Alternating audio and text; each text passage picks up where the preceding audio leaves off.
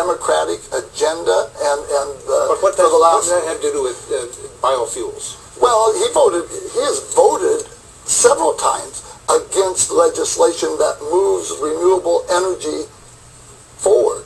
And if you're going to work and be in Congress, you need to be working in a bipartisan manner with people for the best interest of the people. And the fact of the matter is it's become way too partisan. Tom Latham, I'll give you a chance. I'd just say all the people involved in the industry, the corn growers, soybean people, all the people involved in agriculture support my re-election. I mean, and they know what the record is. And the problem is that there's no push to actually get anything done in Washington. And it's interesting, after the Democrats have controlled both houses of Congress for the last 4 years, and to now talk about that it's like my agenda or whatever that's being pushed forward on the American people that has killed this economy, that has people scared to death out there. I mean, you're entitled to your opinion, but you're not entitled to your facts. I mean, that's... Okay.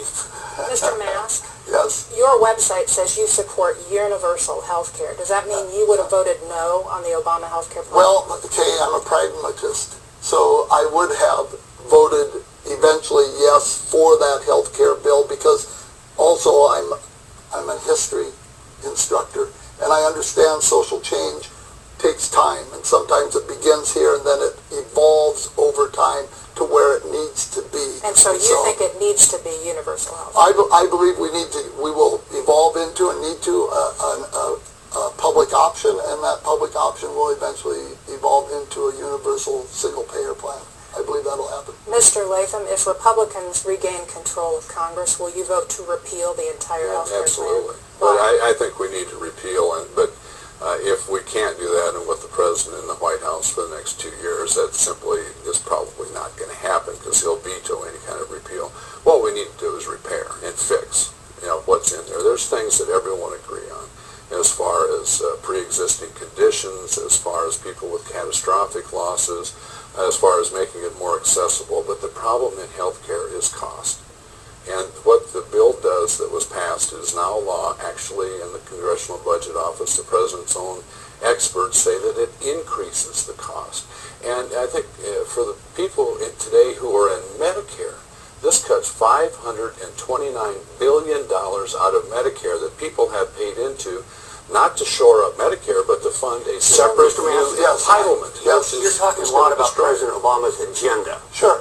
Would you welcome President Obama to the 4th District to campaign for you? Would that be helpful? Absolutely. I believe that President Obama has had a strong agenda. I believe it's been the right agenda. He inherited a mess when he walked into that White House on day one. 8 years of George Bush, all of those years of a Republican-controlled Congress, he had a mess to deal with, and he's been doing it admirably. And I believe that by the time we get to the 2012 election, the sentiment and public opinion on the job President Obama is doing. Congressman Latham, he's jumping ahead to 2012. We're worried about 2010. Right.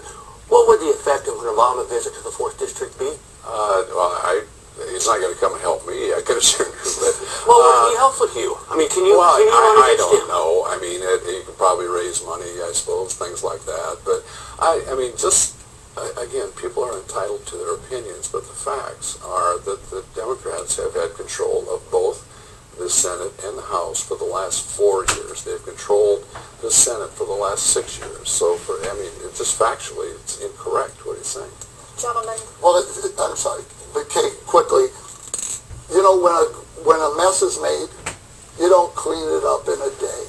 And that is what's been happening. And you don't clean it up in a day when you're constantly fighting the opposition that is doing nothing but obstructing what you want to do. So Kay has a question. Yes, I'm sorry, Kay. Who is elected from this district will help in rewriting the next farm bill? Do you believe that subsidies should go away, direct payments to farmers, and instead be replaced by some sort of safety net, some insurance for losses, Congressman? Well, I think it's very interesting. The Iowa Farm Bureau has come out with that position, which I think is long overdue, because we get a great amount of criticism because of the payments that go direct like they are. And actually they were set up to reward people to set up conservation plans, so there was a reason for it initially.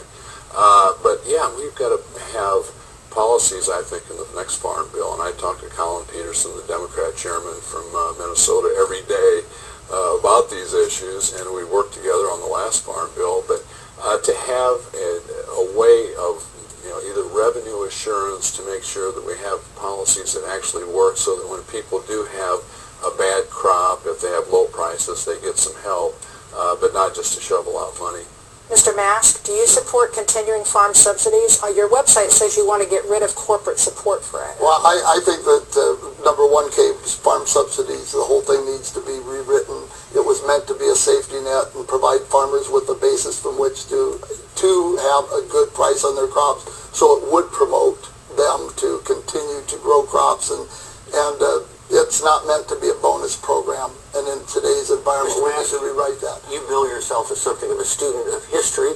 History would tell us that this is the first midterm election of a newly elected Democratic president. History tells us that's a very good year for Republicans. How do you swim against that tide? Well, I swim against it, Mike, by continuing to work hard and share my message. I think it's very important that I get the truth out about the service of Tom Latham. And I started to at the very beginning of the program.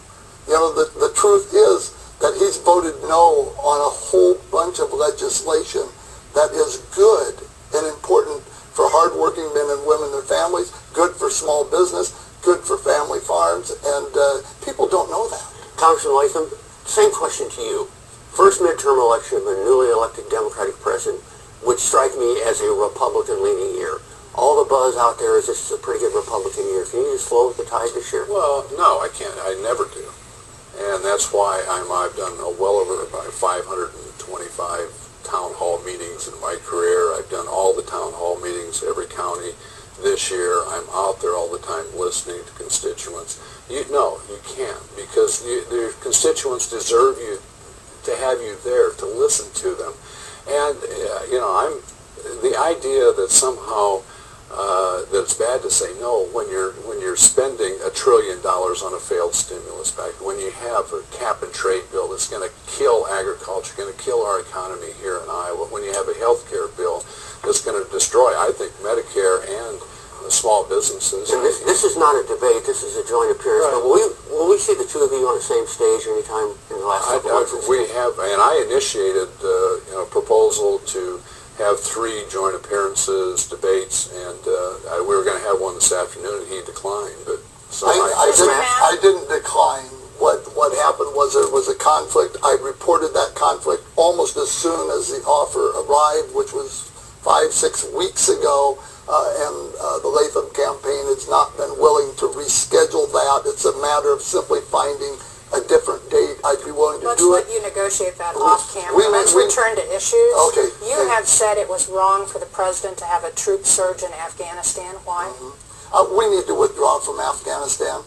Okay, chasing terrorists in Afghanistan is a lot like what one might say pushing Jell-O. We enter into Afghanistan and they go into Yemen, they go into Somalia, they go into Pakistan. What are we going to do? Are we going to chase them into all these other countries? Are we going to... President Obama doesn't even agree with that. President Obama does not say withdraw from Afghanistan. No, he doesn't. I don't agree. Out there, I do not agree then with the president on that particular issue. We need to withdraw and bring our young men and women home. Mr. Latham? Well, I tell you, one of the days that sent chills up my spine was when we saw the troops coming out of Iraq, because President Obama had followed up with the plan that George W. Bush had in place to have victory in Iraq. And I talked to families who have lost loved ones and who have sacrificed so much, and to see them to say, we won, we're victorious, and to have the president continue the policies that were in place, I think is the right thing. Mr. Mask, we've got a minute left. It's a dangerous world. We've got a minute left. Sure. Take half of it and tell me what you want voters thinking when they walk into the voting booth on November 2nd. Okay, well, listen, Mike, I have been working tirelessly for the past 10 months to get out there and earn the trust and the confidence of the voters of the 4th Congressional District. I want them to take time to look closely at Tom Latham's record. He's been living on the easy side of the street. It's now your half. Make the case. What do you want voters thinking when they walk in the voting booth?